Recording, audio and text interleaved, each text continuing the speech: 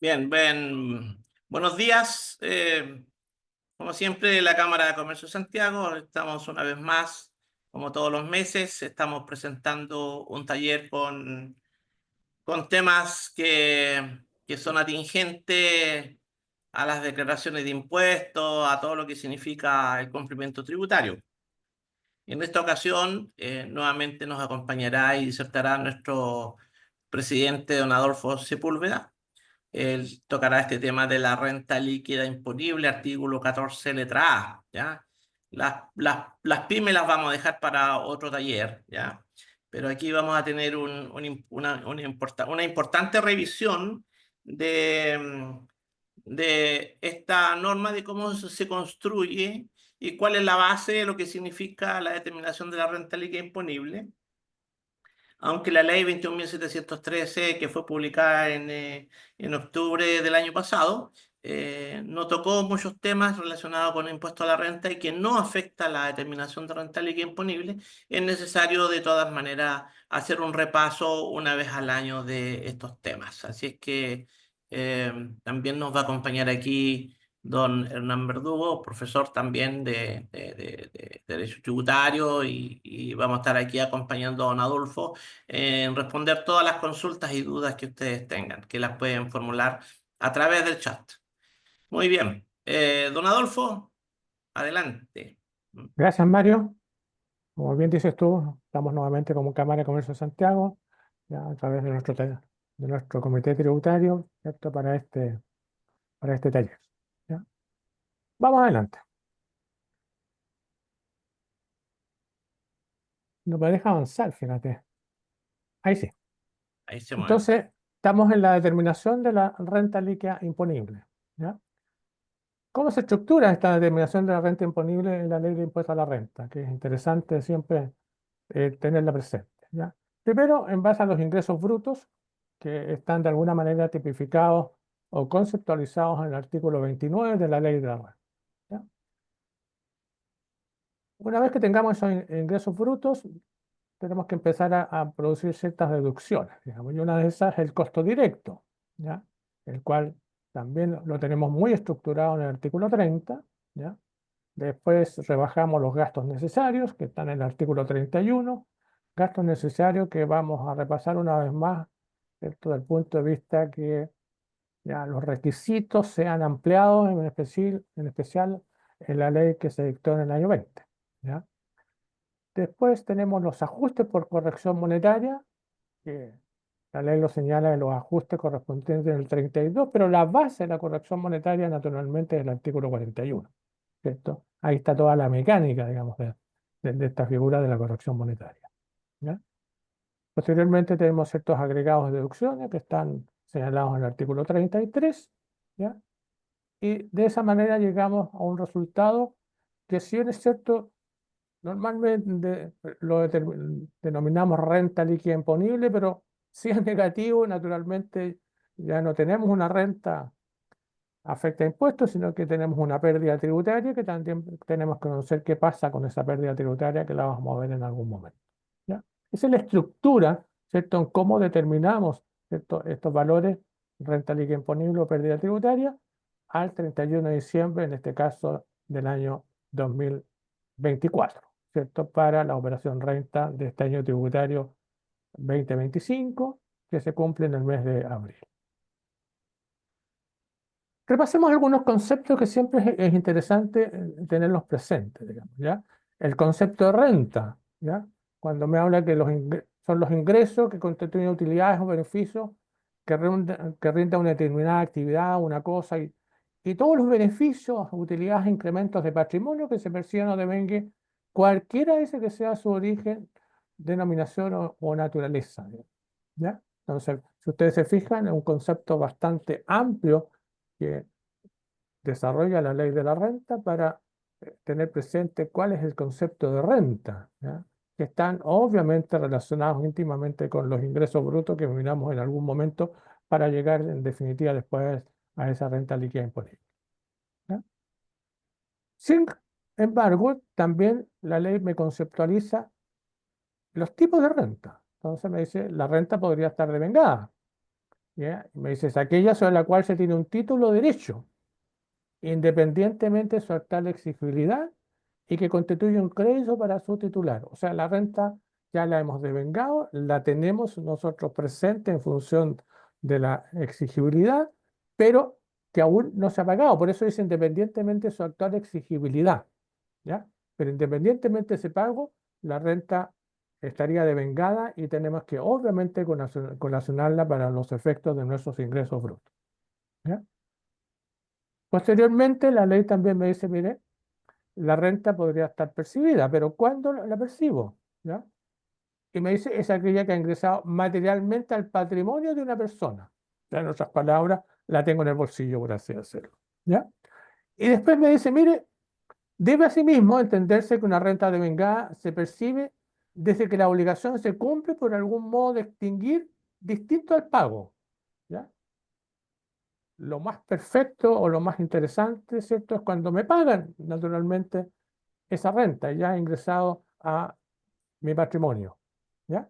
Pero la ley también aquí se encarga de decir, oiga, pero hay otras formas de extinguir una obligación. Y de ese punto de vista paso a tener también una renta de carácter percibida, ¿ya? Y para esto habría que introducirse, por ahí, por eso puse ver el artículo 1567 del Código Civil, ¿cierto? En que me señala una serie de circunstancias, ¿ya? En que me pueden llevar a que estoy en presencia de una renta percibida, pero que no ha existido un pago, ¿ya? Por ejemplo, está la novación, está la remisión o condonación, ¿ya? La compensación, la confusión, etcétera, digamos. Hay una serie de conceptos interesantes que desarrolla este Código Civil, ya a través de ese artículo 1567 que lo enumera, pero los siguientes artículos va señalando en qué consiste cada uno de esos eh, m- modos que me llevan a extinguir, ¿cierto?, la obligación. ¿Ya? Esos dos conceptos creo que hay que tenerlos presentes siempre, ¿cierto?, para nuestro análisis siguiente. ¿Ya? Entonces, veamos, pues dijimos que la renta líquida imponible la formamos partiendo primero con los ingresos brutos. ¿Ya? Y me dice que son todos los ingresos que van a estar derivados de la explotación de los bienes de la primera categoría, ¿cierto? Excepto, dicen, los que no constituyan renta, a que se refiere el artículo 17 de la propia ley, el 17 de la ley de la renta, ¿ya? Que son los ingresos no renta, básicamente, pero con este artículo hay que tener bastante cuidado, porque tiene una serie de números, ¿ya? Pero de repente nos encontramos que ahí no me está hablando de no renta, me está hablando de repente de determinados impuestos, como por ejemplo, ¿ya? Cuando yo vendo acciones en bolsa, ¿cierto? Y que me surge una tributación específica, especial, ¿ya? Está en ese artículo 17, pero con un sistema tributario bastante distinto. Entonces hay que tener cuidado en el análisis de ese artículo 17, pero mayoritariamente, obviamente, están los ingresos no renta, que son esos ingresos que en definitiva no van a tributar con ninguno de los impuestos de la ley de la renta. ¿Ya?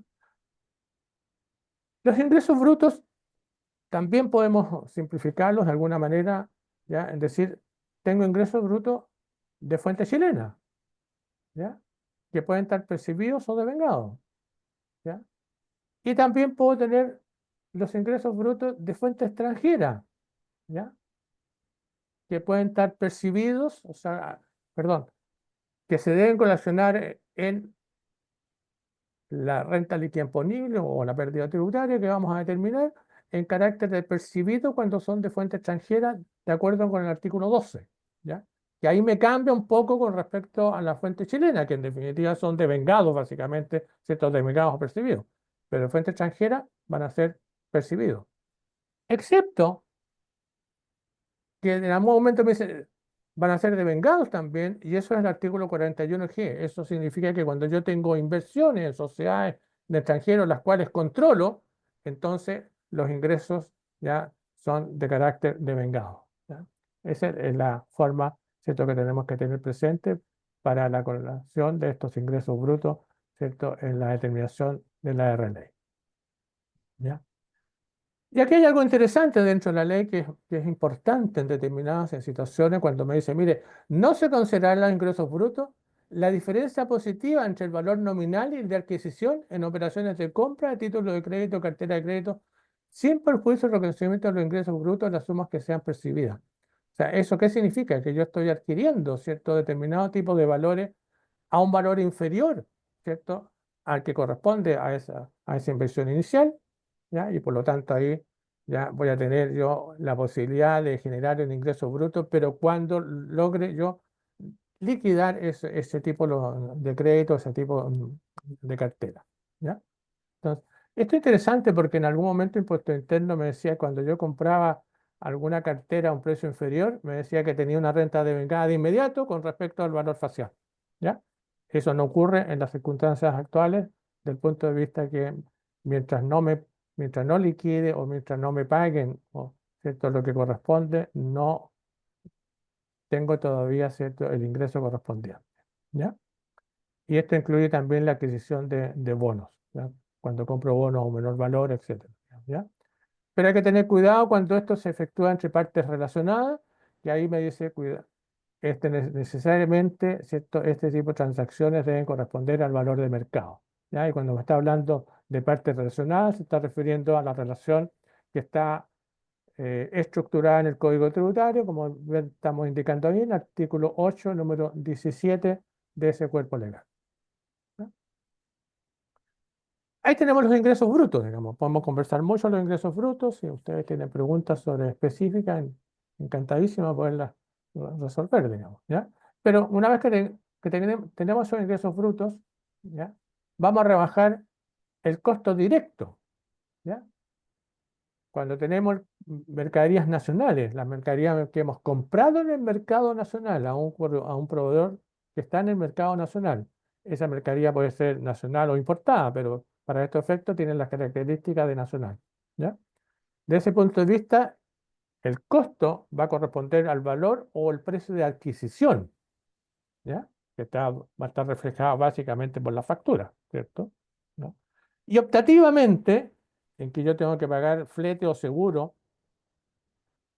desde la bodega del proveedor a las bodegas, ¿cierto? Mía como contribuyente, ¿cierto? Flete o seguros, ¿ya? Pero ahí la opción es del contribuyente, es de pleno derecho. O sea, el contribuyente ve si le conviene, ¿cierto? Este flete ponerlo como costo o ponerlo como gasto, ¿ya? Porque me está diciendo optativamente. Entonces, si no lo pongo en el costo, obviamente va a ser un gasto, ¿ya? Desde ese punto de vista, hay que mirar la planificación de la conveniencia, ¿cierto? Con respecto a esta situación. Mercaderías internadas al país. O sea, cuando yo como contribuyente estoy importando básicamente la mercadería. La he comprado en el exterior y eso significa que me va a llegar, ¿cierto? A algún puerto en Chile, ¿ya?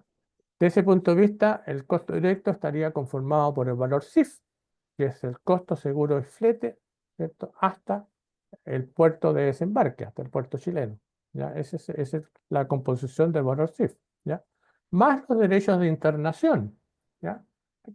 Probablemente, como tenemos una serie de convenios y tratados, ¿cierto? TLC, ¿ya?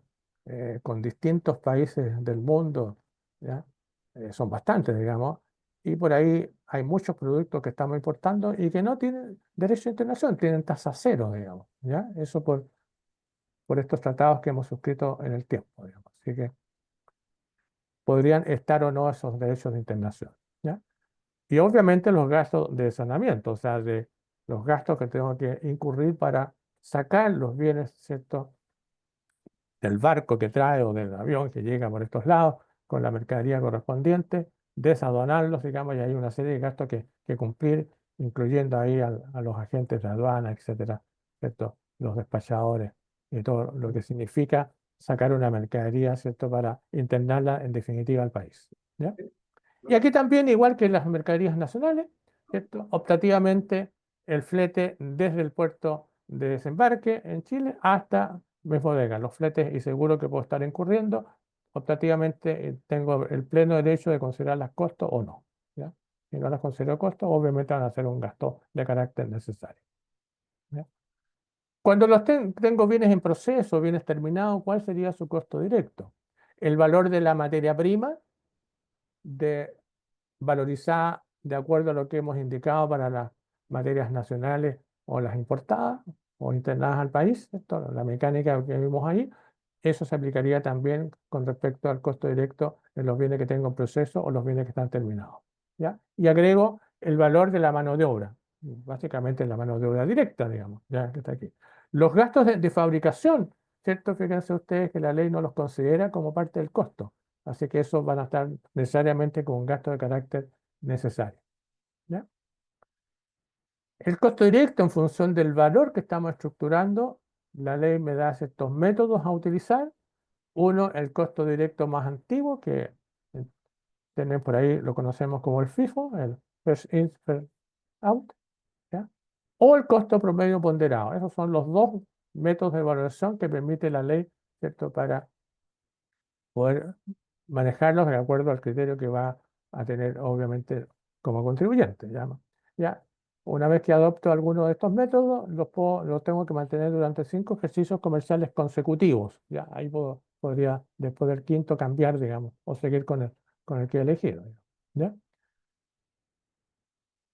Y dentro de esto hay un oficio re interesante que salió el año 20, ¿ya? En las diferencias de inventario. ¿Ya? ¿Ya? Cuando yo quiero manejar el inventario por diferencia, me dice que no es posible aplicar dicho método, ¿ya? Por diferencia de inventario. O sea, tengo que estar de acuerdo con el más antiguo o el promedio ponderado. Así que por diferencia de inventario, por ningún motivo, impuesto interno acepta, ¿cierto?, valorizar las mercaderías de esa forma. Vean, revisen ese oficio 2862, que es re interesante en la posición que tiene impuesto interno sobre diferencias de inventario. ¿Ya? Y ahora vamos a los gastos necesarios, que es donde tenemos la mayor cantidad de situaciones, etcétera, digamos, ¿ya? Parte la ley diciendo, mire, vamos a deducir de la renta bruta, ¿cierto? Eso significa la renta bruta sería los ingresos brutos menos el costo directo, ¿cierto? Todos los gastos necesarios para producirla, ¿ya? Y aquí viene lo interesante. Entendiendo por tales, ¿cierto?, por gastos de carácter necesario, aquellos que tengan aptitud de generar renta. Miren el término que usa la legislación: aptitud para generar renta. En el mismo o futuro ejercicio, o sea, en el mismo ejercicio, en este caso, el gasto necesario, estamos hablando de lo que vamos a hacer en la declaración de abril de este año 25, entonces el ejercicio estaría terminando el 31 de diciembre del año que recién pasó. Entonces, la aptitud podría estar para el mismo ejercicio 2024, o a lo mejor ese gasto, ¿cierto?, la aptitud va a estar para ejercicios siguientes, ¿ya? Pero en la medida que se encuentran asociados al interés, el desarrollo, la mantención del giro del negocio, eso va a ser de carácter, ¿cierto?, necesario, y lo puedo obviamente anotar como tal, ¿ya? Entonces, lo interesante aquí es ver qué significa esta aptitud para generar renta, porque la ley me dice aptitud para generar renta. Bueno, impuesto interno de alguna manera algo me dijo. Me dice, la aptitud para generar renta, ya, dice, de acuerdo con esa definición, no solo son gastos necesarios aquellos embolsos que generan rentas grabadas con el impuesto de la primera categoría, sino aquellos que sean aptos o tengan la potencialidad para generar renta, ¿ya? O sea, rentas potencialidad, rentas en el futuro. Por eso dice, sea en el mismo ejercicio en que se efectuó el gasto o en los futuros ejercicios, aunque en definitiva no se generen, ¿ya? Lo vamos a aclarar un poquito más adelante. Eso significa que los emprendedores siempre están pensando en emprender en alguna situación a lo mejor un poco distinta al giro que tenía en estos momentos, ¿ya? Incurro en ciertos gastos, pero que en definitiva la potencialidad está en el futuro, pero van a ser gastos del ejercicio en los que lo estoy incurriendo. Eso es lo interesante, ¿ya? De ese punto de vista, ¿ya?, yo los invito a que vean la circular número 53 del, del año 20, ¿ya?, en que ahí están una serie de conceptos muy interesantes, muy importantes con respecto a la aptitud para generar gasto, digamos, ¿ya? Sigamos con eso. Me dice, además de la aptitud o potencialidad de generar renta, en los términos del párrafo anterior, los desembolsos deben estar asociados al interés, desarrollo, mantenimiento del giro o del negocio, sea que su origen provengan o no de una obligación contractual.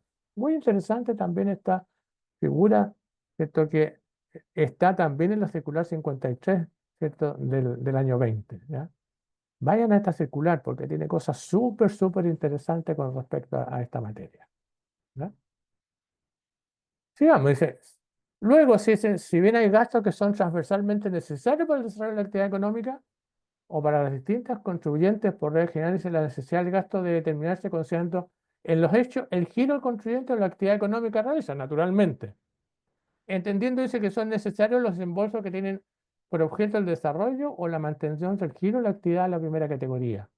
¿Ya? Entonces, miren qué interesante cuando está aclarando esto. No solamente es el desarrollo del negocio, sino que también la mantención del giro, la mantención de la actividad. ¿Ya?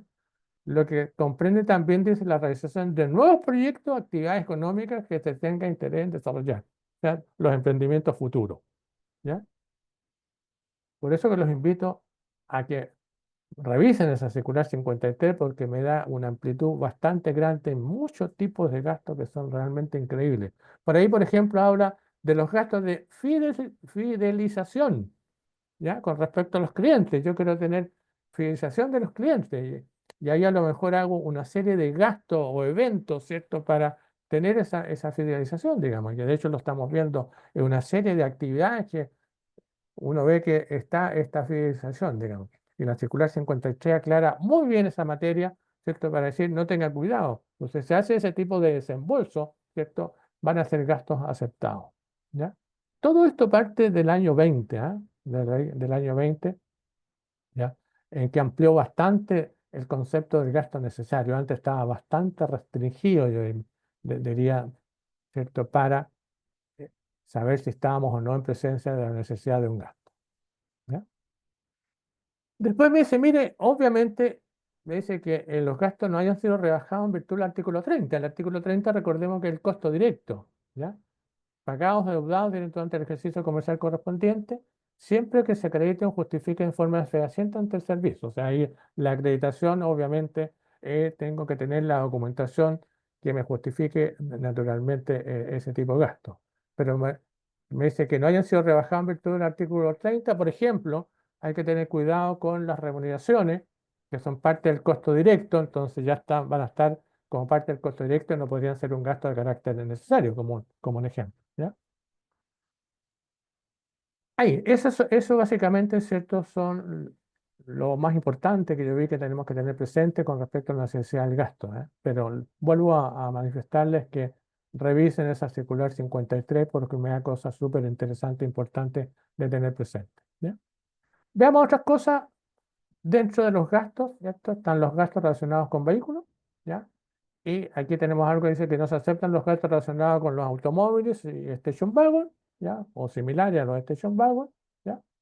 Excepto, me dice, cuando el director del Servicio de Impuesto Interno, mediante una resolución que tiene que estar fundada, que es lo importante, o sea, ahí van a conocer los requisitos, fundamentos, ¿ya? Lo establezca por cumplirse los requisitos establecidos en la ley.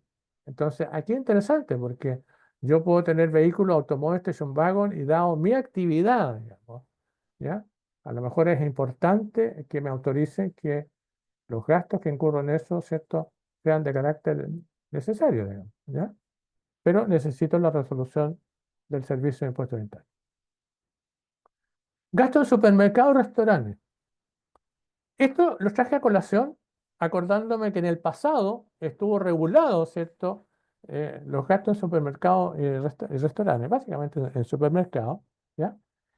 Pero para indicarles algo nuevo que viene, ¿ya? Salió una resolución, la 121, en diciembre del año que recién pasó, el 19 de diciembre del año pasado, ¿ya? Y que establece un modelo de protocolo y control de buenas prácticas para los supermercados y restaurantes, ¿cierto?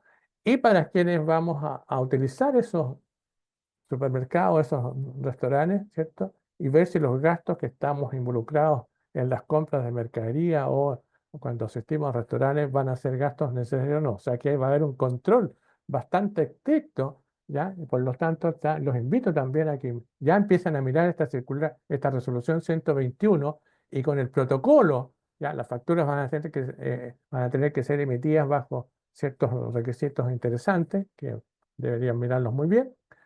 ¿Y por qué se los traje a colación? Porque esto parte a contar del 1 de marzo del año 25, ¿cierto? O sea, va a incidir en el año tributario 26, ¿cierto? Los requisitos que van a estar involucrados para este tipo de gasto en esta actividad. ¿Ya? Ténganlo presente. Gastos incurridos en el extranjero, ¿ya? Con la documentación dice que se emite en el exterior bajo las legislaciones, reglamentos, leyes del país correspondiente, digamos. No podemos estar involucrados en la mecánica que nosotros tenemos en Chile, en cómo tenemos que emitir los documentos, digamos, ¿ya? Y desde ese punto de vista me dice que el documento tiene que tener fecha, monto, la naturaleza de la operación, la indemnización, el domicilio del prestador de servicio o del vendedor de los bienes. Por lo tanto, de alguna manera el documento, ¿cierto? Tiene que tener algunos requisitos mínimos, ¿ya? Y si no está en el idioma nuestro, por supuesto, hay que tenerlo, ¿cómo se llama? Traducido, ¿ya? Gastos especiales, ¿ya? Que tienen cierta trascendencia, ¿ya? Por ejemplo, dice, procederá a la deducción ya de un cierto tipo de gasto, siempre que, dice, además de los requisitos que ya hemos estado señalando, la aptitud básicamente, ¿cierto? Los gastos, ¿cierto? ¿Ya? Que se cumplan estos requisitos, ¿ya? Generales conforme a a la naturaleza del gasto respectivo, ¿ya? Empecemos a ver eso. Intereses, por ejemplo. Los intereses pagados o adeudados, ¿ya? Sobre cantidades adeudadas, naturalmente, ¿ya? Y esas cantidades adeudadas, en definitiva, es el crédito que yo estoy pidiendo o, de alguna manera, el crédito que me da el proveedor, ¿cierto? Están obviamente relacionados con las inversiones que yo estoy efectuando en el giro de la actividad presente o futura, digamos, ¿ya? Desde ese punto de vista, entonces, los intereses, naturalmente, van a ser un gasto necesario. Y de repente la ley me agrega, mire, intereses y demás gastos financieros que provengan de crédito y que están destinados a la adquisición de derechos sociales, de acciones, bonos y cualquier tipo de capital mobiliario, ¿ya? Son un gasto de carácter necesario, independientemente, por ejemplo, que yo tengo acciones y esas acciones las, las compro y las vendo en bolsa y tienen otra acción específica, ¿ya? Los intereses que estoy pagando por el crédito para la compra de esas acciones podría tenerlos como gasto necesario de mi giro ordinario y no con respecto a la tributación de las acciones, ¿ya? Eso es lo que intenta, ¿cierto?, decir la legislación en esta parte con respecto a los intereses y más gastos financieros de ese tipo de inversiones, ¿ya? Y es la facultad del contribuyente, que es de pleno derecho, considerarla como gasto asociado, ¿cierto?, a las acciones, a los bonos, qué sé yo, o del giro general o normal, ¿ya? Después me agrega otra cosa, la ley con respecto a los intereses. Me dice, no se aceptarán los intereses y reajustes pagados o adeudados, ¿ya?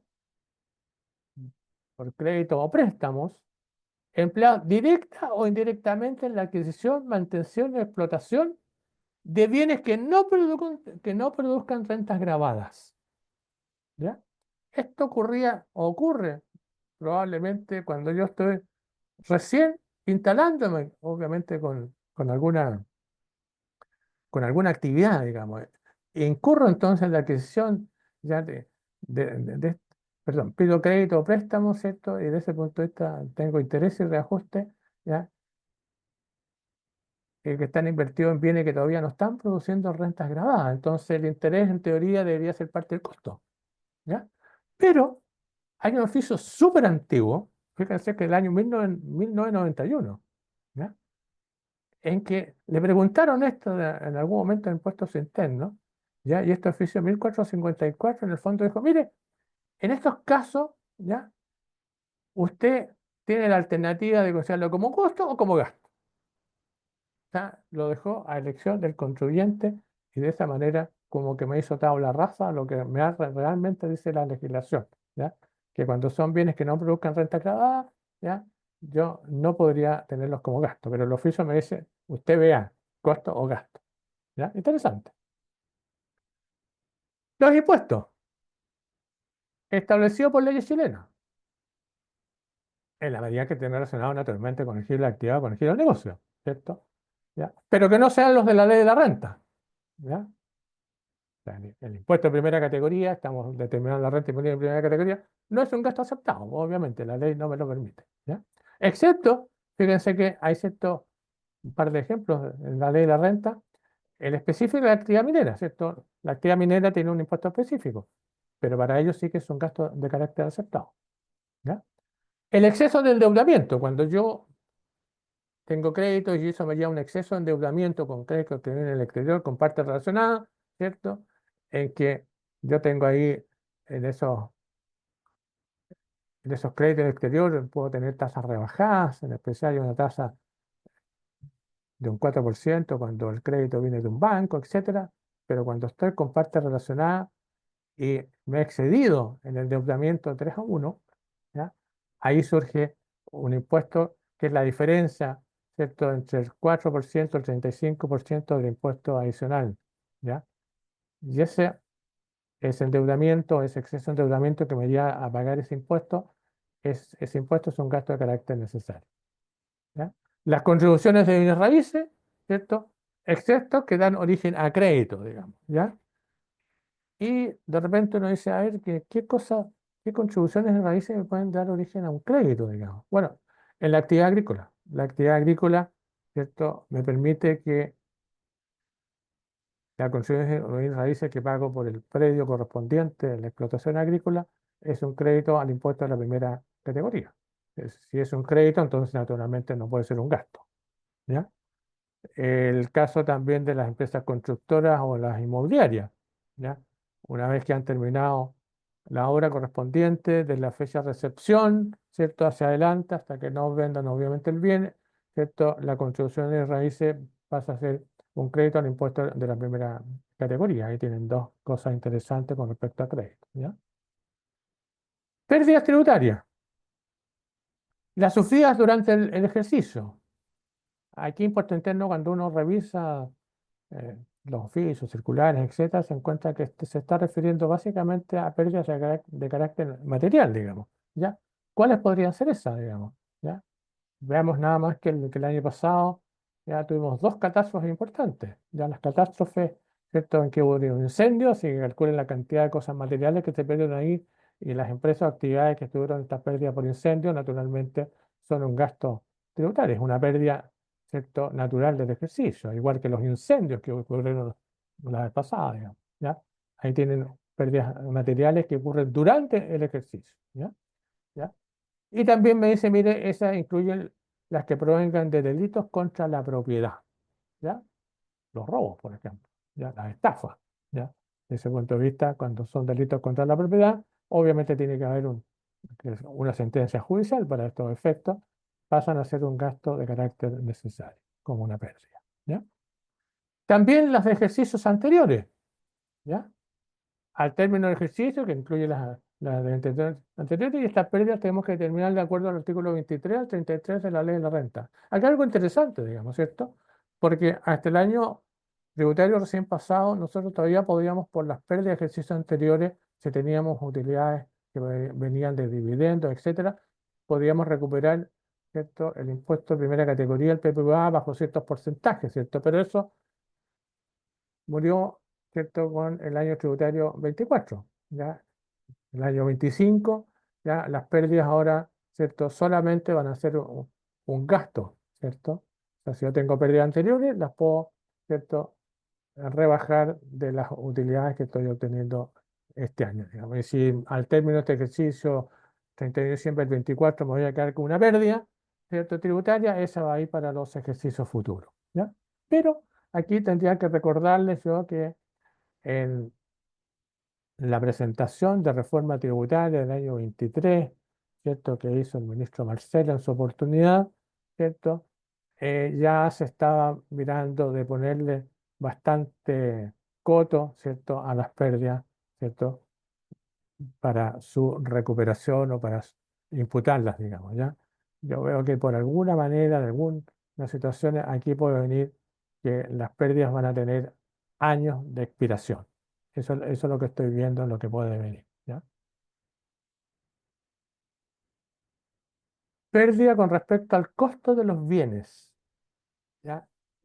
aquí hay situaciones bien interesantes que impuestos internos las venía manejando antes del año 20, ¿ah? A través de resoluciones, de las circulares, oficios, etcétera, digamos. Pero ahora eso está en la ley, ¿ya? Porque me dice, mire, está dentro del concepto de las pérdidas. Se incluye también, dice, la deducción del costo para fines tributarios de aquellos alimentos destinados al consumo humano, alimentos para mascotas, ¿ya? Productos de higiene y aseo personal, productos de aseo y limpieza, libros, artículos escolares, ropa, juguetes, materiales de construcción, entre otros, dice. O sea, entre otros pueden ser muchos más. Es una enumeración no taxativa. ¿Ya? Puede ampliarse, dice que correspondan a bienes de ese de uso consumo, cuyas características y condiciones determine mediante resolución el servicio de impuestos internos. ¿Ya? Para estos efectos, se exigirá que se trate de bienes respecto a los cuales su comercialización se ha vuelto inviable por razones de plazo, desperfecto o fallas en su fabricación, manipulación o transporte, por modificaciones sustantivas en las líneas de comercialización que conlleven la decisión de productores y vendedores de eliminar tales bienes del mercado, pero que conservando sus condiciones para el consumo o uso según corresponda, son entregadas gratuitamente a instituciones sin fines de lucro debidamente inscritas en el Servicio de Impuestos Internos. ¿Ya? Entonces, miren qué interesante. Son inviables, pero son inviables en definitiva para el contribuyente específico, pero sí que pueden ser, ¿cierto?, consumidas por otro tipo de personas y por eso estas pues, que están en condiciones para el consumo, ¿cierto?, o su uso, ¿ya? Y para eso hay que entregarlas a instituciones sin fines de lucro, que básicamente son las fundaciones, ¿ya?, y corporaciones, debidamente inscritas en el servicio de impuestos internos, ¿ya? Y esa tiene que ser una distribución gratuita, ¿cierto? ¿A quién le estamos entregando esto? ¿Ya? El consumo tiene que ser entre personas naturales de escasos recursos beneficiarios de tales instituciones. O sea, no es cualquier institución, por lo tanto, ¿ya? Las instituciones sin fin de lucro tienen que cumplir con esos fines, ¿cierto? O sea, llegar a personas naturales de escasos recursos, ¿ya? Todas estas circunstancias tienen que acreditarse frente al servicio, obviamente, en la forma que dicho servicio también ya lo determine mediante resolución. Esto está funcionando hace bastante tiempo ya, pero hoy día está tipificado expresamente en la ley de la renta bajo el concepto de las pérdidas, ¿ya? Y del mismo modo dice, se procederá en la entrega gratuita de especialidades farmacéuticas y otros productos farmacéuticos que autorice el reglamento que emite el Ministerio de Salud para el control de los productos farmacéuticos. Esto es re importante porque aquí obviamente está envuelta la salud. Entonces, ahí hay disposiciones y reglamentos, ¿cierto?, bien estrictos, ¿cierto?, del Ministerio y de sus instituciones que manejan todo este tipo de cosas, en cuando, ¿cierto?, quienes tienen especialidades farmacéuticas pueden entregar estos productos, ¿cierto?, que cumplan las mismas circunstancias, ¿cierto?, de definitiva, entregados a instituciones sin fines de lucro y que beneficien naturalmente a pacientes en condición de gratuidad. ¿Ya? Eso básicamente. Aquí hay otra cosa bastante importante y un poquito más fuerte, ¿ya? Dice que en conformidad con lo expuesto en la ley 20.920, que establece el marco para la gestión de residuos, la responsabilidad extendida al productor y fomento al reciclaje, aquí estamos en problemas ambientales. Dice, no se aceptará como gasto y se afectará con el impuesto único establecido en el inciso primero del artículo 21 la destrucción voluntaria de materias primas, insumos, bienes procesados o terminados que puedan ser entregados gratuitamente en los términos párrafos anteriores. Esto es complicado, ¿ya? Porque en definitiva estaríamos diciendo que hay ciertos bienes que están procesados, pero que pueden ser entregados gratuitamente, pero yo los destruí voluntariamente. ¿Ya? De acuerdo con esta ley, ¿cierto? Que tiene toda una mecánica súper complicada, digamos, ¿ya? Si así ocurre con instrucción voluntaria, eso me va a costar un 40% del impuesto del artículo 21. La ley 20.920 de fecha 1 de junio del año 16 ¿cierto? Establece el marco para la gestión de residuos, la responsabilidad extendida del productor y el fomento al reciclaje. ¿Ya? Una ley que está dentro de la cosa ambiental. ¿Ya? Hay un oficio del servicio, el 678, ¿ya? Que con respecto a la acreditación de pérdida, ¿ya? Aquí me quedó un poquito desfasado este slide, pero me dice, la acreditación de pérdidas tributarias de arrastre a través de imágenes digitales respectivos comprobantes de pagos o desembolso. O sea, en otras palabras, me está diciendo en este oficio, los invito a introducirse en el oficio, es re interesante, ¿eh? En que yo puedo tener los comprobantes, las facturas, etcétera, digitalizados, ¿ya? Los comprobantes de pago o desembolso, ¿ya? Cumpliendo con los requisitos correspondientes, ¿cierto? Y desde ese punto de vista, cuando tengo este tipo de documentos, ¿ya? Puedo probar, obviamente, el origen de las pérdidas correspondientes para los efectos tributarios, ¿ya? Oficio 678 del año 21. Importante, ¿ya? También vean el 2696 del año 20, ¿ya? Que va en el mismo tenor, ¿ya? Pasemos a otra situación. Crédito incobrable, muy ocurrente en la actividad correspondiente de la primera categoría, en especial en estos tiempos. Castigados durante el año. O sea, yo puedo tener créditos que todavía no cobro y castigarlos durante el año, ¿ya? Hay varios métodos, ¿ya? Este es el primero.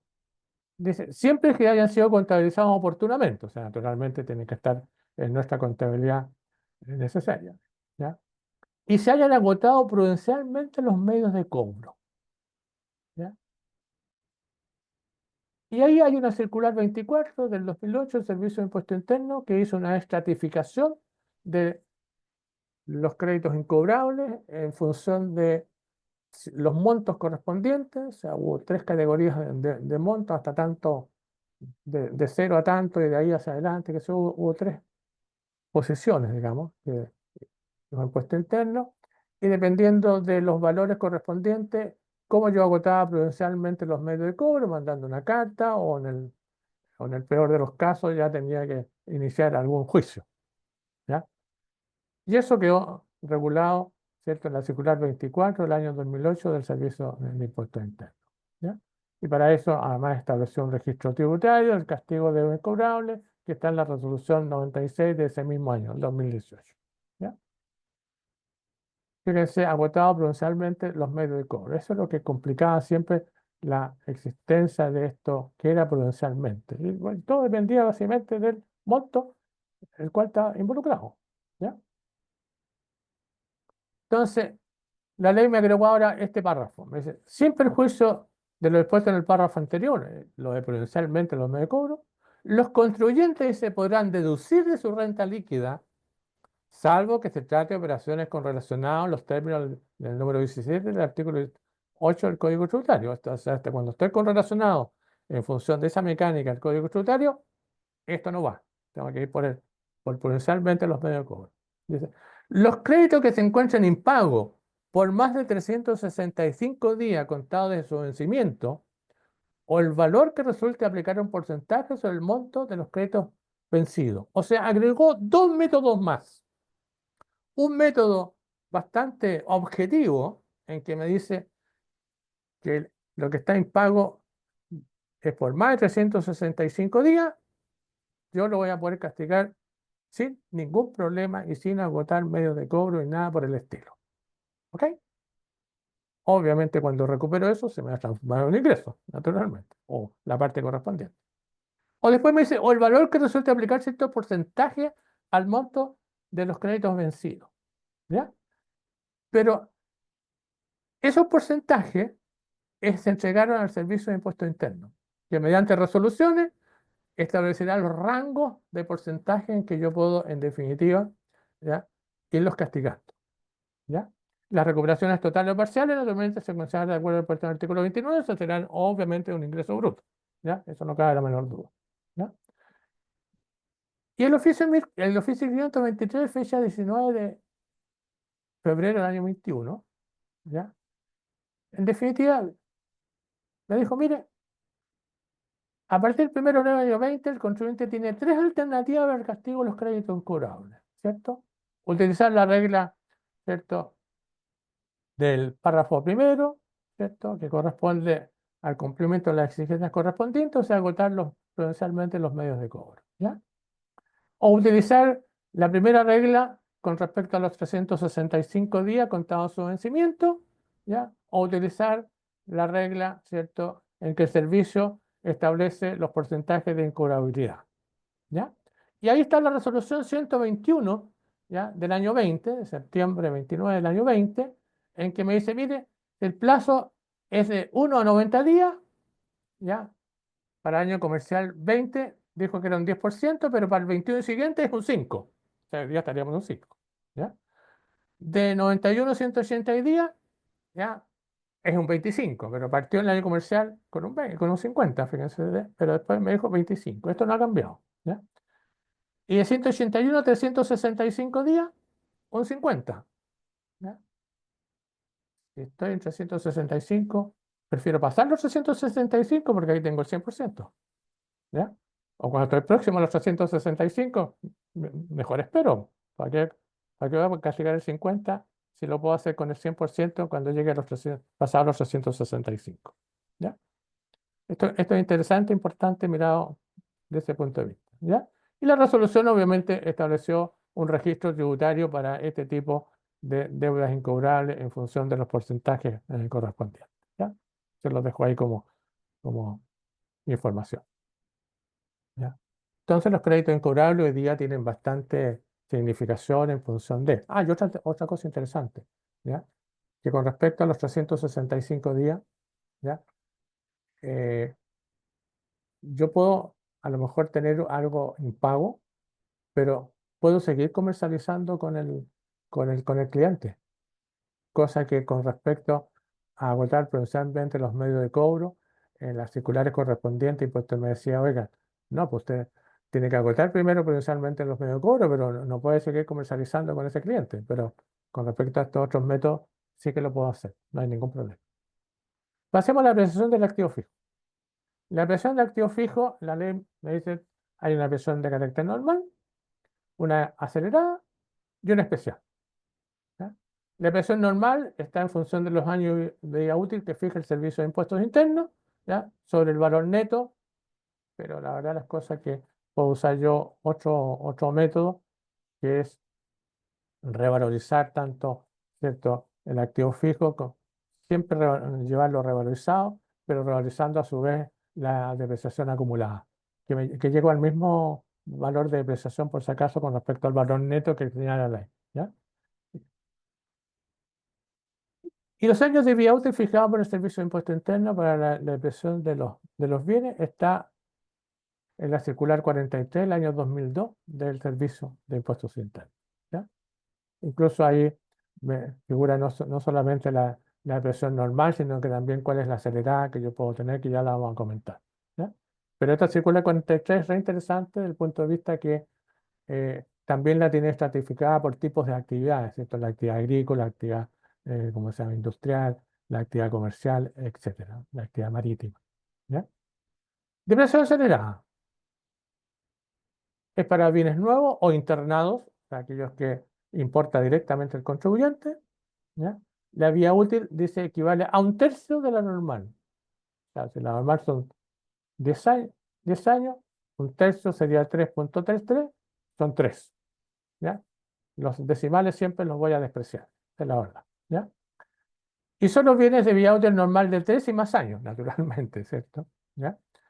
Y solo aplica para los efectos de la renta líquida imponible con respecto al DAN, ¿ya? Porque aquí surge el DAN, digamos, yo tengo que, para la renta imponible yo rebajo la acelerada, ¿ya? Pero para los efectos tributarios con respecto, ¿cierto?, a las utilidades acumuladas, recuerden que el DAN está en una columna separada, ¿cierto?, en el registro, ¿cierto?, empresarial, ¿ya? Y para estos efectos, ¿cierto?, del DAN, yo tengo que delimitar la diferencia bien por bien, ¿ya? Lo cual no deja de ser. Y hay una depreciación especial que la he visto funcionar muy pocas veces yo en mi vida tributaria, ¿ya?, que es a petición del contribuyente, ¿ya? Y hay que dirigirla al director regional quien puede modificar el régimen de depreciación, y eso cuando yo como contribuyente no me satisface ninguna de las depreciaciones, ni la normal ni la acelerada. Tengo otro tipo de acuerdo a la actividad, ¿cierto?, que estoy desarrollando. Y esto tengo que pedírselo al Servicio de Impuestos Internos a través del director regional. ¿Ya? Bienes inservibles. Esto también es algo importante. Está en la ley y aquí vamos a ver un oficio que Impuestos Internos me hace una aclaración bastante buena para el contribuyente. Cuando tengo bienes inservibles, me dice, puede aumentar al doble la depreciación correspondiente. Y también considera bien inservible la obsolescencia del bien. ¿Ya?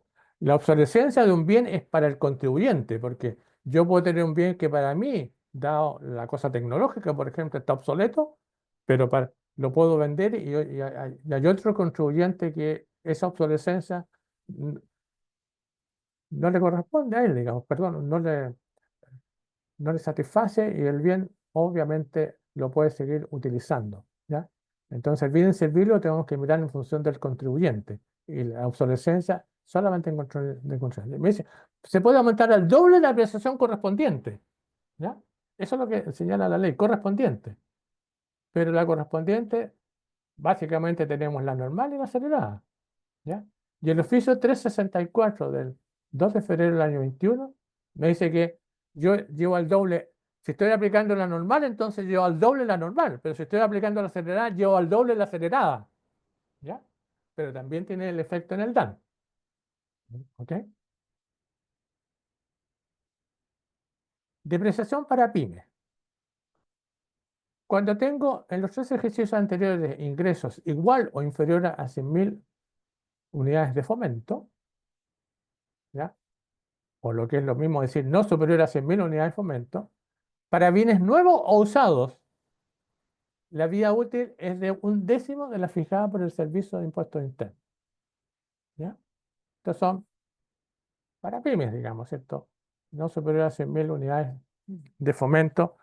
Hoy día esos son como la UEF el 31 de diciembre del año que recién pasó, son un poquito más de 3.800 millones de pesos. ¿Ya? Obviamente cuando me está diciendo que la vida útil es de 1/10 de la fijada por el impuesto, no puede ser naturalmente inferior a un año. ¿Ya? Y esto también tiene efecto, obviamente, en el DAN. ¿Ya? Eso en materia de depreciación. Remuneraciones. Aquí hubieron cambios también importantes en el pasado, que es bueno recordarlo. Se aceptan como gasto, dice, las asignaciones de movilización, de alimentación, viático, las cantidades por concepto de gasto de representación, pero esos gastos de representación tienen que ser documentados. Las participaciones, gratificaciones legales, contractuales e indemnizaciones, ¿cierto? Como así también otros conceptos o emolumentos de similar naturaleza, ¿cierto? Siempre que los mismos guarden relación directa con la naturaleza de la actividad de los trabajadores en la empresa. Entonces, estas son las remuneraciones, ¿cierto?, que se le pagan a los trabajadores de la empresa, que básicamente están reguladas, ¿cierto?, por el Código Laboral, Código del Trabajo. ¿Ya? Y aquí es bueno recordar un cambio que hubo, tratándose de pagos voluntarios por estos conceptos, ¿ya? Se aceptarán como gasto cuando se paguen o abonen en cuenta y se retengan o paguen los impuestos que sean aplicables, ¿ya? Antiguamente, recordemos que cuando eran pagos voluntarios, ¿ya?, tenía que ser lo que impuestos llamaba pagarse en función de la universalidad, o sea, prácticamente a todos los trabajadores de la empresa, por así decirlo, ¿ya? Eso ya hoy día, ¿cierto?, no corre, ¿ya? La condición es distinta, ¿ya? La condición es que se retengan y paguen los impuestos que obviamente les sean aplicables, que naturalmente es el impuesto único, ¿cierto?, de segunda categoría de la ley de la renta, ¿ya? Personas de importancia con respecto a la empresa, ¿ya? Dice tratándose de personas que por cualquier circunstancia personal o por la importancia de su área en la empresa, cualquiera sea la condición jurídica de esta, hayan podido influir a juicio de la dirección regional en la fijación de sus remuneraciones, dice, estas solo se aceptarán como gasto en la parte que según el servicio sean razonablemente proporcionadas a la importancia de la empresa, a la renta declarada, a los servicios prestados, a la rentabilidad del capital, y sin perjuicio naturalmente los impuestos que procedan respecto a quienes perciban tales pagos. Vamos a aclarar eso, sin perjuicio de los impuestos que procedan. ¿Ya? Vamos a suponer que hay una persona que tiene estas características y ha podido influir ¿cierto? Por su condición jurídica dentro de la empresa, puede influir en su remuneración, ¿cierto? Y se fijó una remuneración que para el director regional, ¿cierto? Es excesiva, ¿ya? Ese exceso es el que no va a ser aceptado como gasto, ¿ya? Eso es lo que está detrás de esto, digamos, porque estaría regulado por el director regional. En otras palabras, tendríamos que decir que yo tengo que estar percibiendo, si soy una persona de estas características, tendría que estar recibiendo una remuneración de acuerdo al mercado, ¿ya? Y con respecto al tipo de empresa o la posición que tengo dentro de la empresa. Y cuando me dice que sin perjuicio de los impuestos que procedan respecto a quienes perciban tales pagos, ¿qué significa eso? Que el total de la renta que ha percibido esta persona va a tributar de todas maneras con el impuesto único de segunda categoría, ¿cierto? Como remuneración, ¿ya? Pero el exceso se va a ver afectado naturalmente por el artículo 21 de la ley de la renta, ¿ya? Veamos el sueldo empresarial. También esto sufrió un cambio y aquí estamos en otras circunstancias interesantes. No obstante, disposición legal en contrario para fines tributarios, se aceptará como gasto la remuneración razonablemente proporcionada en los términos del párrafo anterior que se asigna al socio, accionista, empresario individual que efectivamente trabaje en el negocio de la empresa. ¿Ya? O sea, remuneración de mercado, eso es lo que está hablando. Y en todo caso, esas remuneraciones se consideran renta del artículo 42, número 1. ¿Ya? O sea, en otras palabras, impuesto único de segunda categoría. Remuneración al cónyuge, lo mismo. ¿Ya? Si pago remuneración al cónyuge o conviviente civil de propietario o a sus hijos, en la medida que se trate de una remuneración razonable, ¿ya? En los términos del párrafo anterior, ¿ya? Y siempre que efectivamente trabaje en el negocio o empresa, no hay problema en que va a ser un gasto de carácter necesario. Pero siempre tenemos que probar que es la remuneración de mercado. ¿Ya? Sueldo empresarial. Aquí dice, de este modo, esto lo dice impuesto interno. Si bien no califican bajo el concepto de trabajadores al faltarles la dependencia y subordinación propia de un contrato de trabajo, recordemos que aquí es muy importante cuando yo estoy pagando a un socio, ¿ya? Que desde el punto de vista laboral, ¿cierto? La dirección del trabajo tiene mucho pronunciamiento en que cuando yo tengo, ¿cierto?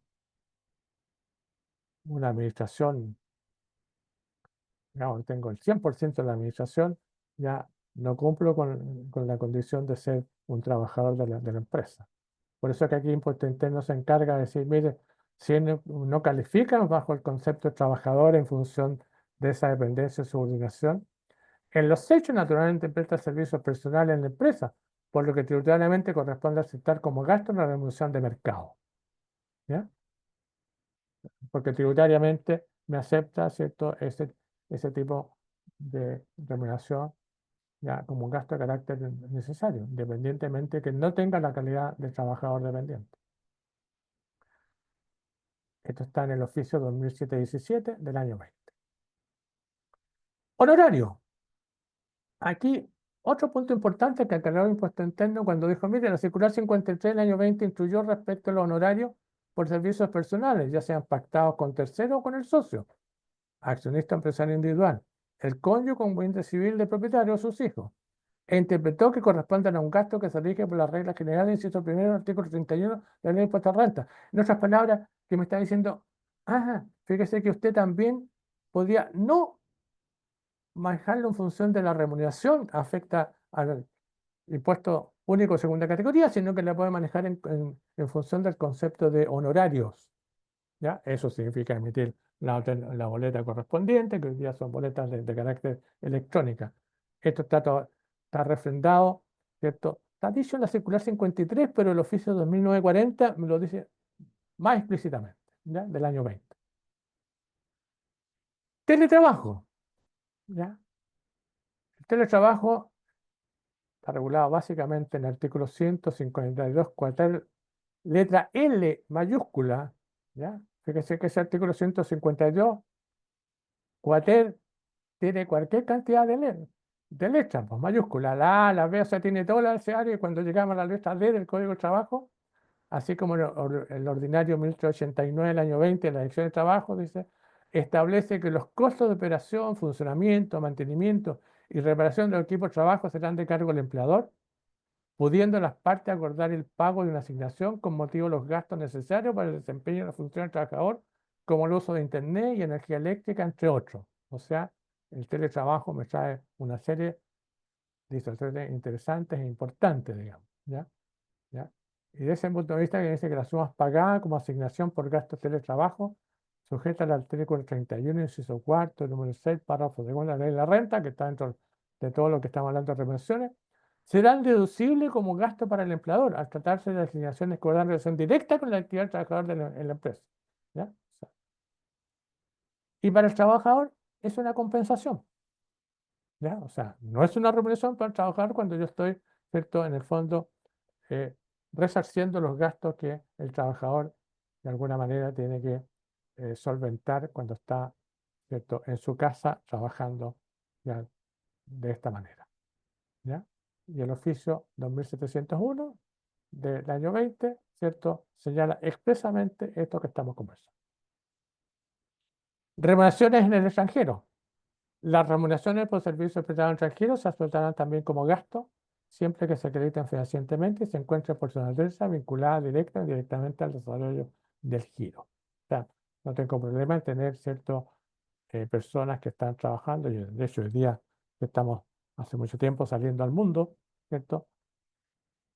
Tenemos personas que estamos remunerando, pero que están trabajando en el extranjero para nuestra empresa, nuestra actividad como contribuyente en Chile. Obviamente son gastos de carácter necesario. Hablemos de reorganizaciones. En el caso de reorganizaciones de grupos empresariales, sea que consistan en reorganizaciones societarias o de funciones, incluyendo los procesos de toma de control o traspaso dentro del grupo económico, que contemplen el traslado total o parcial de trabajadores dentro de un mismo grupo empresarial, sin solución de continuidad, en que se reconozcan por el nuevo empleador los años de servicio prestados a otras empresas del grupo. O sea, aquí se producen reorganizaciones en que estamos trasladando ciertos trabajadores de una empresa a otra, ¿cierto? Entonces, por eso se habla sin solución de continuidad, o sea, el trabajador sigue bajo la dependencia del grupo, digamos así, ¿ya?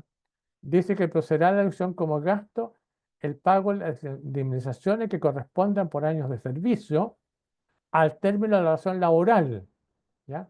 Entonces estamos diciendo, trasladamos a personas de una empresa a otra, ¿ya? Porque trabajó en dos o más empresas en este caso, ¿ya?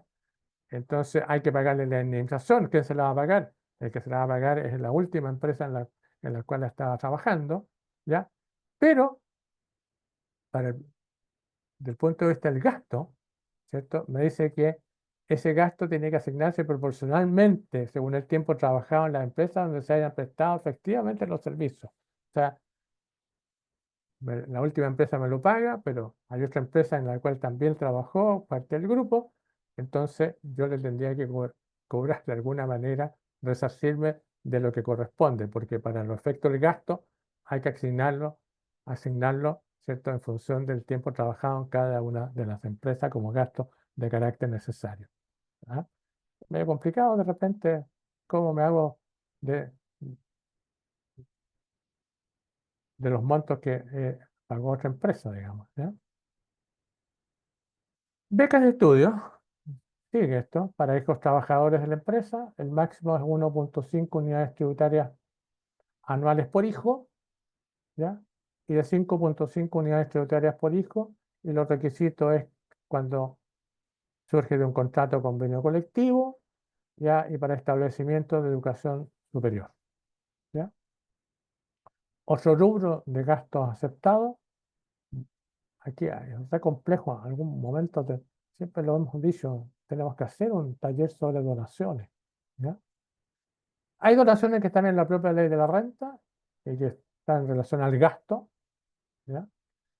Está la ley de rentas municipales que tiene dos grupos hoy día agrupaciones para los efectos de donaciones con distintos matices o con distintos requisitos.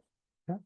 Hay leyes específicas, hay cualquier cantidad de leyes específicas para la cultura, para, para el deporte, ¿cierto? Etcétera, digamos. ¿Ya? ¿Ya? Y estas leyes, de alguna u otra manera, tienen un límite absoluto, o sea, definitiva, no puede sobrepasar, ¿cierto?, un 5% de la renta líquida disponible, pero tiene otros requisitos, por eso hay que mirar cada una de ellas, digamos. O sea, son muchas las leyes correspondientes a estas donaciones, ¿ya? Créame que este año sí que me comprometo a que eh, tengamos un taller con respecto a las donaciones, ¿ya? Pero aquí traje la donación a la ley 16.282, su artículo 7, una ley específica, ¿ya?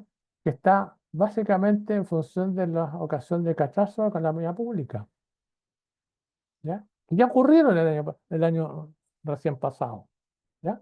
Entonces, estas donaciones, cuando van al Estado o a personas naturales o jurídicas de derecho público o fundaciones o corporaciones de derecho privado, a la universidad reconocida por el Estado, que permitan satisfacer las necesidades básicas de alimentación, abrigo, habitación, fíjense ustedes, salud, aseo, ornato, remoción de escombros, educación, comunicación y transporte de los habitantes de las zonas afectadas, estarán exentas de todo pago o gravamen que las afecten, en las mismas condiciones que las señala el decreto ley número 45 del año 73, y no se consideran para el cálculo los límites contemplados en el artículo 10 de la ley 19.885 de ese 5%. O sea, estas no tienen límite en función del gasto correspondiente, ¿ya?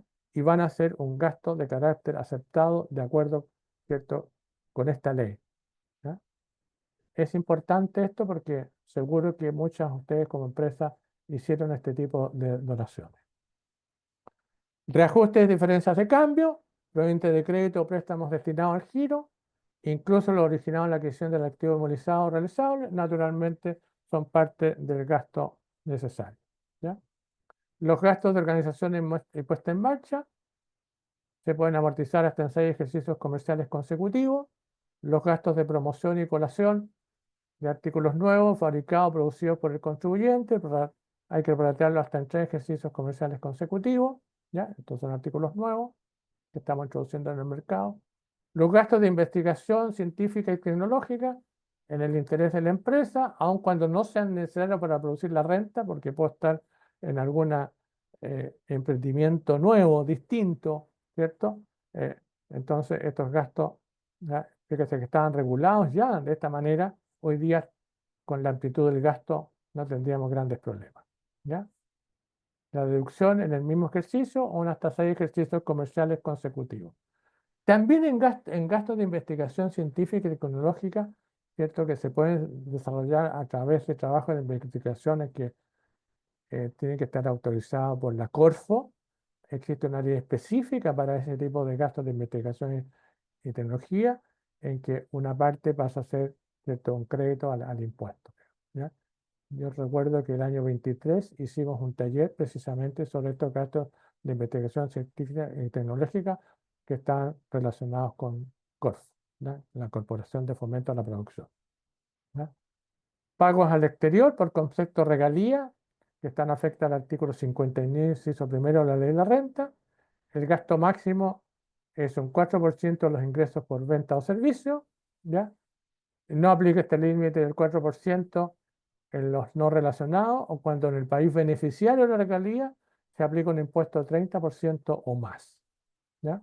Hay que mirar muchas cosas para manejar esta parte de las regalías al exterior. Medioambientales, los gastos en bolsa incurridos con motivo de exigencia, medidas o condiciones medioambientales impuestas para la ejecución de un proyecto o actividad contenido en la resolución dictada por una autoridad competente que aproveche el proyecto o actividad de acuerdo a la legislación vigente sobre medio ambiente, ¿ya? Obviamente aquí son gastos que están relacionados con esto y hoy día es complicadísimo emprendimiento que tengo que tener muchas autorizaciones y eso significa gastos y desembolsos, esos pasan a ser gastos de carácter necesario. Daño patrimonial. Los desembolsos o descuentos ordenados por entidades fiscalizadoras que efectivamente pague el contribuyente en cumplimiento de una obligación legal de compensar el daño patrimonial a sus clientes o usuarios cuando hay una obligación legal no exija probar la negligencia al contribuyente, ¿ya? O sea, que me obligan a pagar algo, va a ser un gasto de carácter necesario con respecto al daño patrimonial. Transacción. También constituyen gastos los desembolsos acordados entre las partes no relacionadas que tengan como causa el cumplimiento de una transacción judicial o extrajudicial o el cumplimiento de una cláusula penal. Aquí pasamos por la justicia, naturalmente. ¿Ya? Agregado según el artículo 33, número 1 de la Ley de la Renta, las sumas pagadas por bienes de activo movilizado o activo fijo que llamamos hoy día, o mejoras permanentes que aumentan el valor de dichos bienes y los desembolsos que deben imputarse al costo de los citados bienes.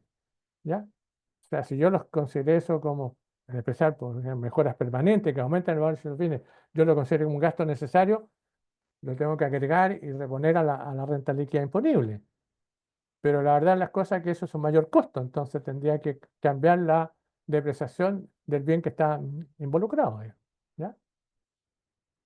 Otro agregado. Los costos, gastos y desembolsos que sean imputables al ingreso no reputado renta o renta exenta, los que dan rebajarse los beneficios que dicho ingreso, ¿cierto? O rentas originan. ¿Ya?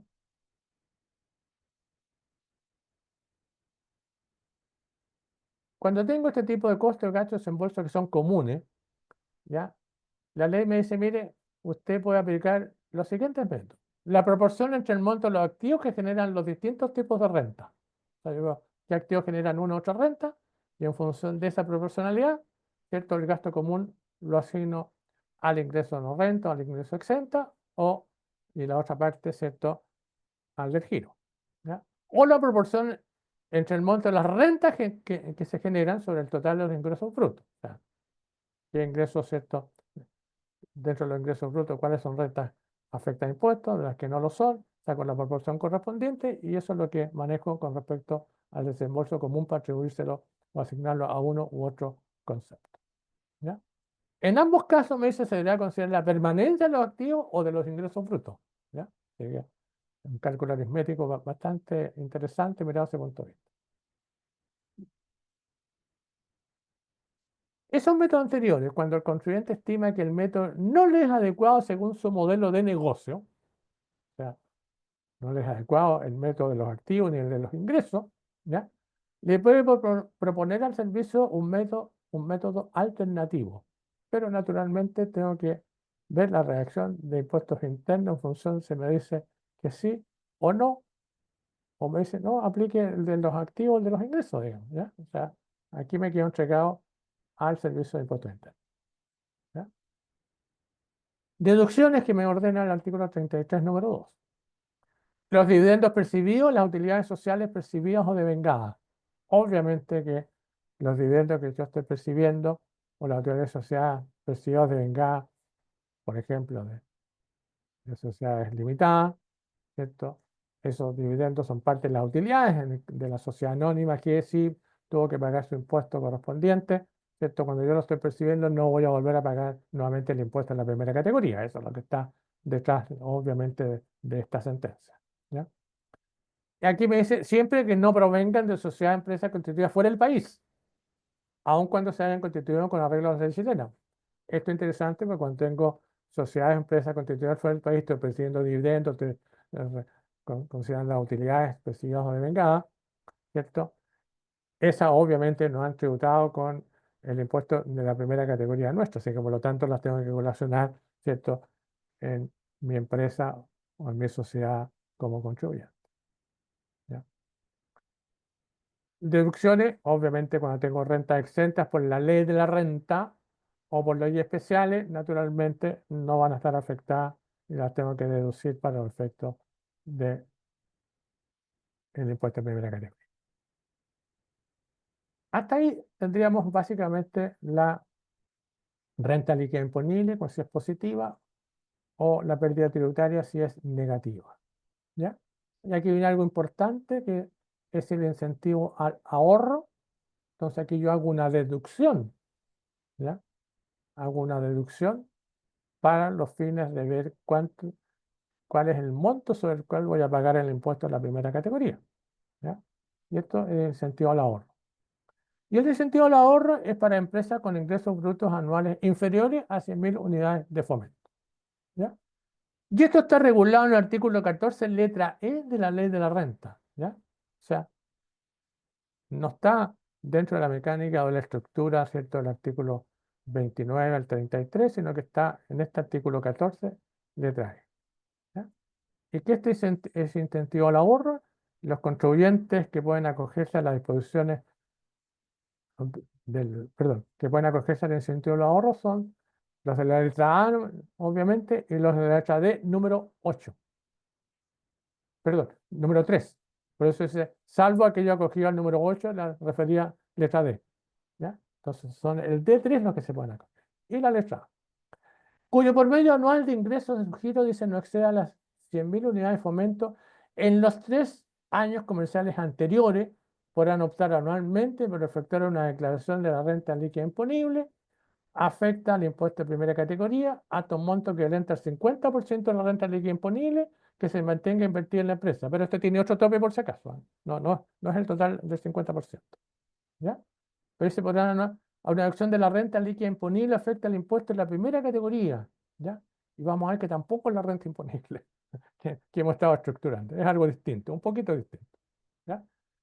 La referida deducción dice no podrá acceder de equivalente a 5.000 unidades de fomento según el valor de esta el último día del año comercial respectivo. O sea, el 31 de diciembre, eso está un poquito más allá de los 192 millones como máximo. ¿Ya?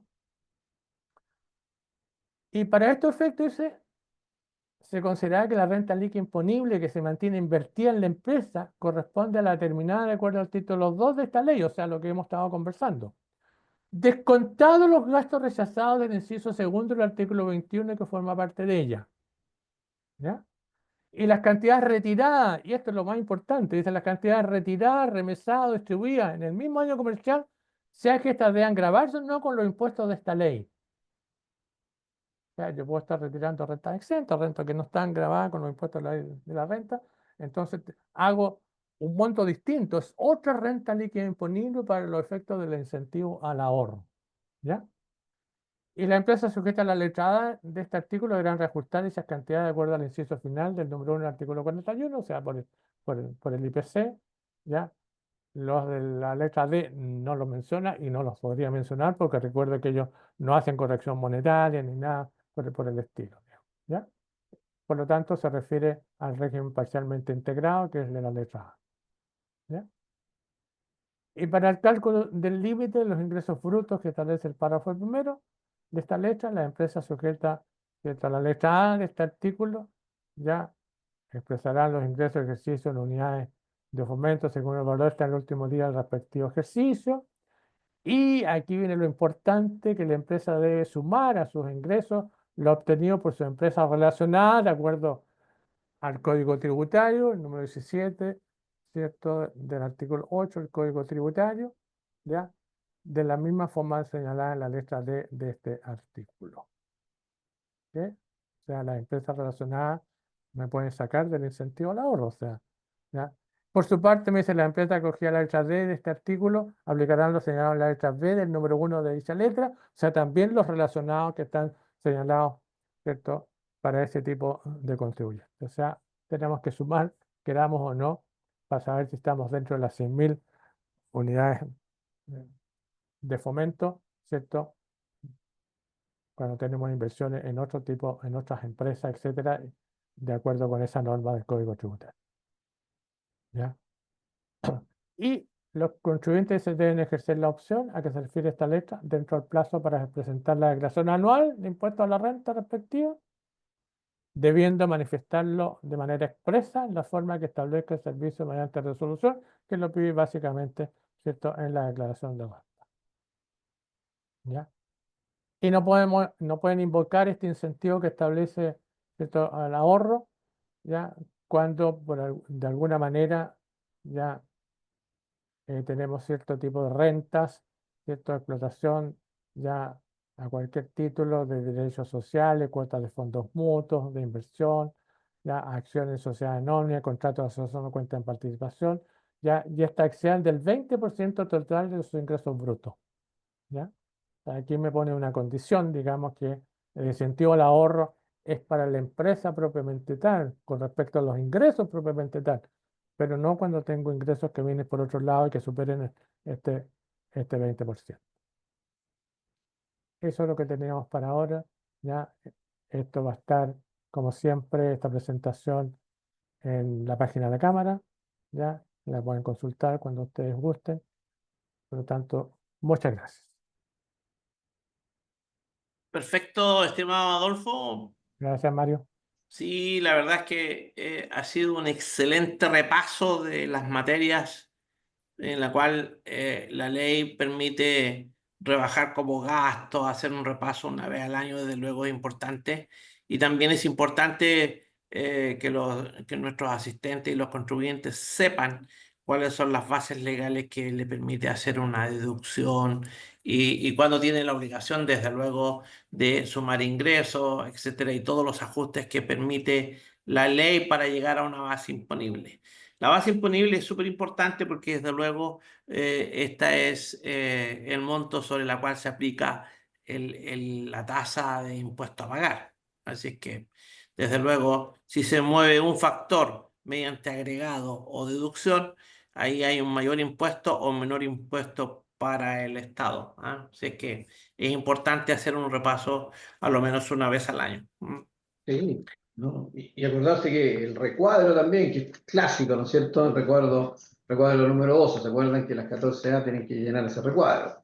Sí. Que por lo menos, ¿cierto? La verdad es que este proceso de determinación de renta líquida que acaba de repasar don Adolfo tiene como base, desde luego, el conocimiento contable y qué es lo que pasa a nivel de las empresas. Las empresas, desde luego, el contador está haciendo los registros contables, eh, incluyendo los ingresos, reconociendo los costos, rebajando los gastos permanentemente.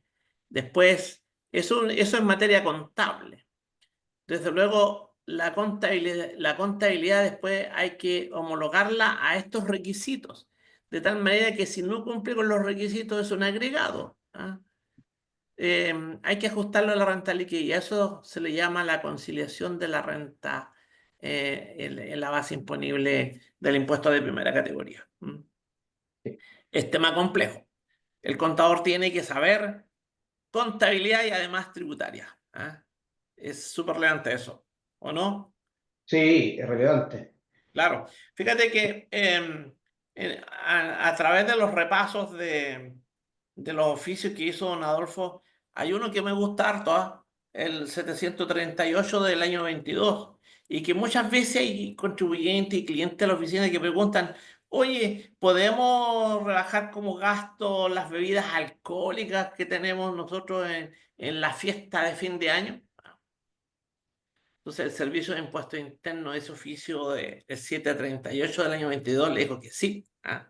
Que en las fiestas ocasionales de los trabajadores, que va a constituir un gasto de aptitud para generar renta. ¿Ah? Para Claro. así ahí mantenemos a los trabajadores contentos trabajando. ¿Ah? Y por la circular 53 sí lo señala, que en el fondo para generar un mejor clima laboral, en definitiva, y por lo tanto lo da inclusive como ejemplo. La fiesta de fin de año, las fiestas patrias, que generan un clima favorable para la compañía, por lo tanto es súper razonable. Es Y razonable. este- Y este oficio permitió a los contribuyentes un oficio del director Barraza, que dijo que las bebidas alcohólicas es posible rebajarlas como gasto. Entonces, ahí los fiscalizados dijeron, pero director, ¿cómo es posible que haya emitido este oficio? Pero me parece bien. Bueno, Sí, tenemos algunas sí, preguntas. sí, voy a leer, hay una que es bastante larga, ya lo voy a tratar de sintetizar o lo que más se pueda leerla rápidamente. Dice, buenos días, respecto a las compras en supermercados, tengo la siguiente duda. La ley antes permitía una cantidad de valor en compras anuales. Hoy entonces, con esta nueva resolución, la deja fuera de esto. Por otra parte, tengo empresas que tienen trabajadores donde, aparte de pagarles una colación ya en su remuneración, se les compra una colación adicional por las obras y por los horarios en que trabajan. Para estos casos se entregan fondos por rendir, que luego ellos rinden y respaldan, ya sea con boletas de compra en cafetería, ¿ya? Pago de peajes y estacionamientos para su traslado. Ya todo esto, ¿cierto? Entregar fondos por rendir, pues, luego ellos rinden y respaldan, ya sea con boletas de compras en cafeterías, pago de peajes y estacionamientos para su traslado. Todo se entrega ya en este momento y para efectos de su gasto. ¿Ya? Después señala, estoy viendo que es bastante larga, dice que luego ellos rinden y respaldan. ¿Ya? Se puede hacer, está correcto, todo esto ya no se autoriza, ya que dice la norma que todo debe ser facturado, ya, todo ser facturado y que no van a aceptar boletas, pero no vamos a poder exigir facturas por peajes o por estacionamientos en las cafeterías. Esa es más o menos la pregunta, la traté bastante larga porque mezcla una gran cantidad de conceptos acá. Bueno, el tema de la restricción de compra de supermercado, eso se eliminó en la ley del año 2020, ¿no? Claro, la 21.210 se Exactamente. eliminó ese Sí, párrafo. sí. Claro, se Ahí se eliminó ese eliminó. párrafo, por tanto, esa restricción de comprar en el supermercado, evidentemente entra la regla general, ¿no? ¿Ah? La regla general de que correspondan a compras de bienes destinados al giro del negocio, ¿ah? Que cumpla con los requisitos de los gastos necesarios para producir la renta. Yo recuerdo que hace no más de un mes el director Javier Echeverry estuvo en un supermercado diciendo, mire señor, aquí en esta van a haber dos cajas las cuales se van a emitir facturas, pero esas facturas nosotros las vamos a revisar todas. Bueno, esa es la facultad del servicio.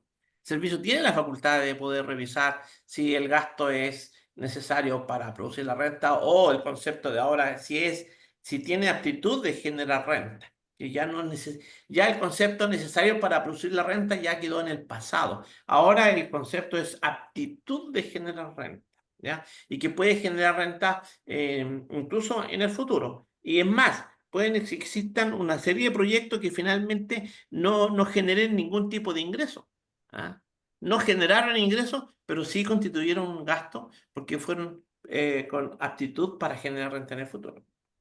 Claro, ahí, por Entonces, pero ejemplo, bueno, cuando pregunta este alumno que efectivamente esta rendición, porque en definitiva le están pagando un extra en términos de colación y estacionamiento y traslado, porque está cumpliendo una función más allá a lo mejor del horario normal del trabajo y por lo tanto son, podría decir, era extra. No lo dice, pero me imagino algo parecido. Desde ese punto de vista habla que el trabajador se le pasan unos recursos y tendrá que rendirlo. Yo soy de la posición que efectivamente debe haber una rendición porque si no se lo está pasando a título de que sería una mayor remuneración para esta persona claro. es que haga una rendición como corresponde, ¿no es cierto? Y la rendición implica la factura, la boleta, en fin, que sea totalmente acreditable, porque el concepto de renta y los gastos de aptitud general renta, ¿no es cierto? Uno tiene que tener todos los medios de prueba y la forma de demostrarlo, ¿no es cierto? Claro, Y por lo tanto, hay diferentes vehículos, ¿cierto, Adolfo? No pero sé qué opinas. hay que tener cuidado con respecto cuando estamos hablando de estacionamiento, peaje, eso estaría relacionado con gastos ¿de qué? Automóviles, El station vehículo. wagon, Claro. camionetas, Claro. ¿qué? ¿Ya? ¿Y por qué, digamos? ¿Ya? Mm. Sí. Entonces, ahí hay un problema, digamos, ¿ya? Porque el impuesto interno con respecto a los vehículos, en especial automóviles, station wagon, ha sido bien estricto en función de los conceptos, digamos, porque la ley habla de la mantención, etcétera, qué sé yo, pero en ninguna parte se ha referido al estacionamiento, nada por el estilo, pero el impuesto interno ha extrapolado esa situación, ¿ya? Sí. Así que ahí hay un problema, ¿ya? Mm. ¿Y qué veo yo ahí? Sí. Digamos que desde el punto de vista laboral, cuando yo miro la legislación laboral, yo tengo que resarcirle al trabajador los gastos que está incurriendo por cuenta de la empresa, ¿ya? Pero esos gastos que están incurriendo por cuenta de la empresa, que se van a documentar de determinada manera, ¿ya? A lo mejor no cumplen, ¿ya? Con las reglas o los requisitos que establece la ley tributaria, ¿ya? Entonces podrán ser gastos reembolsables, todo lo que uno quiera, pero en el análisis lo vamos a encontrar con ciertos gastos que a lo mejor ¿cierto? Nos van a rechazar, digamos, mirado desde ese punto de vista, y van a estar afectados al artículo 21 a lo mejor en algunos momentos, ¿ya? Y ahí es donde vienen los grandes problemas, digamos. De mucha práctica en Sí. que las empresas le piden a un trabajador que realice un cometido específico, entonces le dice, bueno, usa tu automóvil y rinde el gasto. ¿Ah? Mm. Y yo creo que esa es la situación que en la práctica uno tiene que tener presente, que el trabajador aquí rinde seguramente un estanque de benzina, seguramente el peaje, etcétera, etcétera. Entonces, cuando ocurre eso, recuerde que hay una resolución de impuestos internos que en la práctica permite que los trabajadores puedan usar vehículos propios, ¿ya? Y hay una rendición de gastos para ello, pero pone una condición, pone que esos vehículos estén registrados e informados al Servicio de Impuestos Internos. Exactamente. Eso es una condición, es importante eso.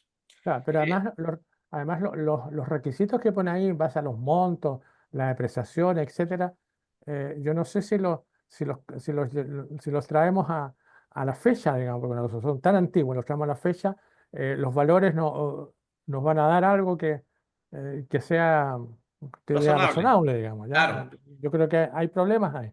De hecho, al vehículo le pone una condición, 500 UF. No puede superar el Exactamente. valor de 500 UF. Sí, Claro. Tiene que Eso circular muy pasa. antigua. Por eso, Jimena, justo está preguntando eso, si el vehículo es del trabajador. Esa es la condición. O sea, si el automóvil es del trabajador y no está autorizado por impuestos internos, porque ahí es un procedimiento, ¿ah? El sí, procedimiento es hacer la nómina, informar a impuestos internos. Impuesto interno exige de que en el contrato de trabajo tenga un anexo que diga que el empleador le reembolsará el gasto. ¿Ah? eco, Y eso tiene toda una mecánica y un límite, es un factor por kilómetro. ¿Ah? Así es que efectivamente. eso es importante. ¿Ya? Eh, Digamos, Vamos a ver todo. pero la sola condición de que sea un automóvil, obviamente la ley no permite rebajar como gasto los gastos asociados a los automóviles. sí, Eso es lo que dice don Adolfo. O sea, mm, aquí esto de peajes, combustible, estacionamiento, etcétera, no están autorizados por la norma tributaria. ¿Ya? Eso es importante. Ahora, sí. digamos. El, Sigamos el con la otra pregunta. Aquí dice, ¿esa resolución incluye las cuentas por cobrar relacionadas al giro de la empresa? Me imagino que se refiere al castigo de cuentas por cobrar, me Sí, imagino, al 31 número 4. Yo creo que sí, en ese contexto está. sí. Sí, la empresa relacionada, recuerden de que desde luego tiene una condición de rebajarlo como gasto que tiene que irse a la regla general antigua. ¿Ah? sí. Eh, Tiene que acotar provincialmente los medios de cobro. agotar Claro, progresivamente los Y va a medios de depender, va a cobro. depender del monto, porque en las claro. relacionadas generalmente los montos son importantes, así que tiene que haber juicio para cobro, digamos. Claro, y hay Ahora, toda una normativa, acuérdense, 31.4, del apoyo al giro, ¿se acuerdan que ahí está dentro el apoyo al Sí, giro? ¿No es cierto? ah, Entonces, por lo tanto, ahí da cierta flexibilidad con respecto al relacionamiento porque sí, realmente es un apoyo al giro. Puede ser un banco que tenga una filial y esa filial se dedica solamente a hacer la cobranza, por ejemplo, y la tiene fuera del banco, ¿no es cierto? Por lo tanto, hay que tener mucho concepto, ese concepto que es novedoso y nuevo con la 21.10, apoyo al giro. sí, ¿Ya? efectivamente. Después viene otra pregunta. ¿Las ganancias o pérdidas por diferencias de conversión realizadas y no realizadas son aceptadas tributariamente? ¿Hay alguna diferencia de cambio o de conversión que no sean aceptadas tributariamente? Me imagino que está preguntando aquí desde el punto de vista financiero, está la ganancia o pérdida por diferencia de conversión. Por lo tanto, si es un efecto contable financiero, ya de acuerdo a norma IFRS, yo parte de lo que dice que no sería un efecto tributario, ya, porque en ese Claro, sentido pero la norma es ne- clara.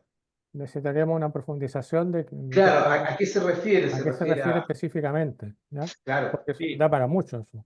Yo mucho. sospecho, sí, yo sospecho que Danilo pregunta por los contratos de diferencia. ¿Ah? Recuerdo de que aquí en la oficina tuvimos un par de clientes que jugaban mucho estos contratos de diferencia de dólares.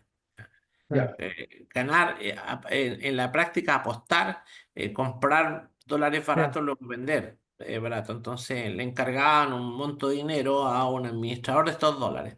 Entonces en ese sentido se generaba una diferencia, ¿ya? Desde luego, cuando hay contabilidad completa, cualquier diferencia en este sentido que estén realizadas es ganancia o pérdida en la medida que estén sustentadas. Ah, mira, Y ahí lo aclaró. Dice que corresponde a las que trabaja con distintas monedas. Entonces, al término del año, obviamente tiene que hacer la conversión. Pero ahí está.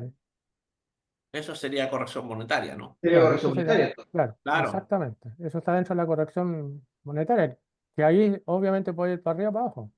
claro, Claro, claro, efectivamente, ahí está dentro del efecto de corrección monetaria el 41. Exactamente. Por lo tanto, a eso sí. se refiere, no al mundo financiero que de repente Claro, que es otra cosa. es otra cosa. Mm. ¿Ya? Otra pregunta, ¿se acepta como gasto por el servicio los anticipos de indemnizaciones por años de servicio entregadas a los trabajadores de una empresa? Bueno, eso simplemente y derechamente no. ¿Ah? Eh, yo recuerdo de que, bueno, yo el año pasado cumplí 40 años de ejercicio en la profesión. Y mis primeros años, ¿ah? Efectivamente habían empleadores que le pagaban años de servicio a sus Sí. trabajadores y lo llevan a gasto, le dan los anticipos, después, bueno, cuando ya había una separación laboral definitiva, le pagaban la diferencia. Pero Yo, eso ya no se permite. La yo, Dirección del Trabajo simplemente dijo que no es posible y tributariamente, desde luego, tampoco. Ahora, yo me acuerdo que había un oficio muy antiguo que efectivamente los permitía la vendía si estaba garantizado, o sea, era entrada directamente al patrimonio del trabajador y no tenía que devolver esa indemnización por algo ese motivo. Ya por ahí, pero un oficio, pero muy antiguo, no me acuerdo Sí, exactamente. pero con Claro, lo que dijo la Dirección del Trabajo, creo que eso ya no ya no, corre. Claro, ya no es posible, sí. claro, porque Porque no se puede ahí, dar porque laboralmente, ahí pero Impuesto existía un Interno oficio antiguo, me acuerdo, muy Impuesto antiguo. Interno se jugó con una teoría propia, estrictamente tributaria, obviamente, pero cuando hay cosas laborales que hay otros organismos que dirimen esto, hay que atenerse a ese organismo. No Es podemos antiguo ese saltarlo por oficio. alto. Yo me acuerdo que estaba en la universidad cuando lo leí, así que por eso lo Así es, saqué a colación nomás, para recordar el tiempo que ha pasado, dice. así es. Otra pregunta, ¿los pasajes aéreos que vienen a nombre de un colaborador contratado por la empresa y que viaja por temas de empresa pueden ser aceptados ya que la compra hace directamente por un tema de costo del peaje, del pasaje, perdón? No, lógico, natural. Los pasajes tienen que ir a nombre de quien viaja. ¿Ah? Claro, Sí, exactamente. No voy a nombre de la empresa, eso Claro, está claro. ¿Ya? Hay que probar con otros medios, con otros documentos, por qué tuvo que viajar, claro, qué fue a hacer, digamos, qué claro, fue a hacer negocios, fue a comprar, fue a prestar algún servicio, etcétera, digamos. ¿Ya? claro, fue a sí, participar, fue en alguna reunión en Puerto Vara, ¿no es cierto, Ah, María mira, Cecilia? ahí dice de Danilo. Ah, claro, es que si se compran por agencia, ¿ya? Ahí hay que tener cuidado. Cuando compro por agencia, las agencias sí que me emiten, ¿cierto? Una factura con el nombre del de la pasajero, empresa. de la Claro, empresa. Y ¿Ya? la claro, Al si la empresa, nombre de la tarjeta empresa, pero con el Marque, nombre del pasajero. Pero claro, porque independientemente de eso, yo tengo que probar el gasto en función de por qué tuve que realizar ese viaje. No, no es cosa que el pasaje sea un gasto aceptado como tal. No, es un gasto, pero ahora tengo que tener los otros requisitos. ¿Ya? claro, por eso siempre la ley de la renta uno tiene que descansar en tratar de mostrar todos los medios de prueba de que Exactamente. efectivamente había una reunión en Puerto Vara, ¿no es cierto? Y que se ve la planificación de la empresa para los próximos 15 años y necesitaron a todos los gerentes de la compañía. Por lo tanto, ahí tiene sentido. Claro. Ah, por eso hay que ver cuál es el negocio. Aquí también eh, el- ratifica efectivamente qué pasa con el gasto de los vehículos que están a nombre de los trabajadores. ¿Mm? Que más o menos lo que tú dijiste, Mario, ¿no? Sí. mira, efectivamente, me quedó la duda de la primera pregunta que fue bien extensa, que dice que solo se reciben facturas como medio de prueba.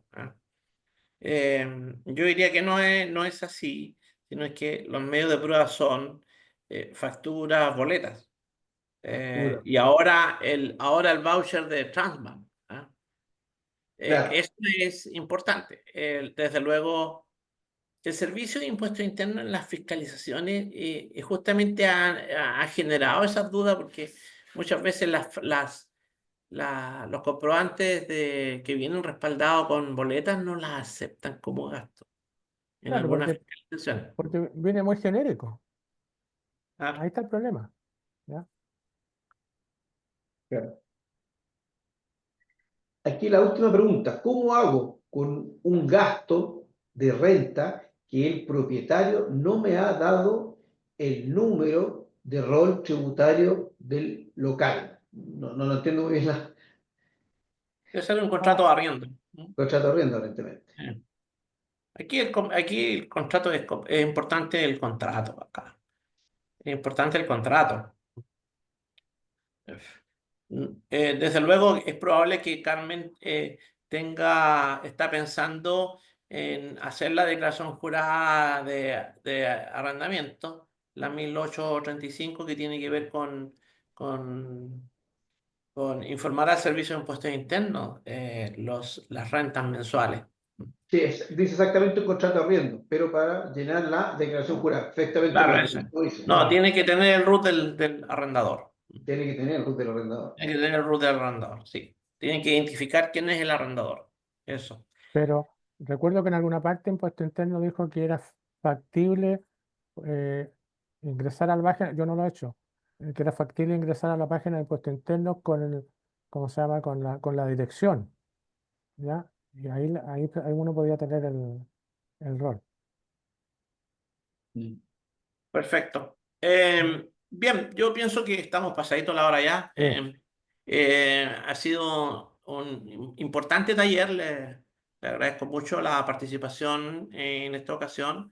Y desde luego quedan invitados para los otros talleres que los retomamos en marzo. marzo, En exactamente. realidad nosotros no nos vamos de vacaciones, pero simplemente a ustedes los dejamos trabajar tranquilos. Está bien, no nos Bien. molestamos. Sí, pues, un abracito a todos y que tengan un excelente año, ya que estamos comenzando en nuestro primer taller del año 25. No, oye, Perfecto. claro, y efectivamente sea más fácil en las declaraciones juradas para todos. Claro, muy bien, pues. Ok, Ok, que estén muy adiós. bien, cuídense. Vale. Gracias a todos. Gracias, Chao, Adolfo. chao.